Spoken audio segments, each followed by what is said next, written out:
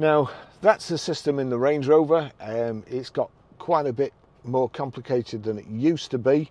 However, if you have your charging lead and you've got an iPhone or an Android phone, if I just plug that in there and then I plug the end in the charging port, we've got Apple CarPlay. And to be honest, Apple CarPlay is an absolute godsend. So click on Apple CarPlay, allow CarPlay with Range Rover Evoque while phone is locked. That's important. Allow, otherwise you won't be able to get any messages or tell it to get any messages. So that's it. That's